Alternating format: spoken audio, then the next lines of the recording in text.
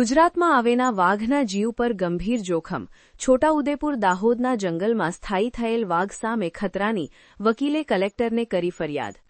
કેવડી અને રતનમહાલ અભયારણ્ય વચ્ચેના મુખ્ય કોરિડોરમાં રાત્રિ દરમિયાન બેફામ દોડતા રેતીના ડમ્પરો વાઘ માટે જીવલેણ સાબિત થઈ શકે છે. આ વિસ્તારમાં કોઈ અધિકૃત લીઝ ન હોવા છતાં મોટી સંખ્યામાં ડમ્પરોની હાજરી ગેરકાયદેસર રેતી ચોરી તરફ ઇશારો કરે છે. ડમ્પરોની તેજ હેડલાઇટ્સ અને અતિ ઝડપે ડ્રાઇવિંગને કારણે વાઘ અથવા અન્ય વન્યજીવો અડફેટે આવવાની પૂરેપૂરી શક્યતા છે, જે પ્રાણીઓ માટે જીવલેણ સાબિત થઈ શકે છે. નિવૃત્ત વન અધિકારીના પુત્ર વકીલ જાવેદ અલી બલોચે કલેક્ટર અને ડીએફઓને કરી અરજી. રાત્રિ પેટ્રોલિંગ સઘન કરવા અને ડમ્પરો પર પ્રતિબંધ મૂકવા માંગ કરવામાં આવી છે.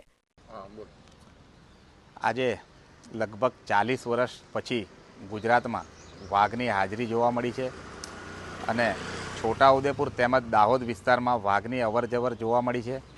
પરંતુ ખૂબ જ દુઃખની બાબત એ છે કે જ્યારે વાઘનો જે મેઇન કોરિડોર છે ફાંગિયા ફાટકથી કેવડી વચ્ચેનો, ત્યાંથી પસાર થયો ત્યારે રાત્રે 25થી 30 ડમ્પરો બેફામ ગતિએ ત્યાંથી અવરજવર કરતા જોવા મળ્યા, જે ગેરકાયદેસર રેતીના ધંધામાં સંપળાયેલા છે.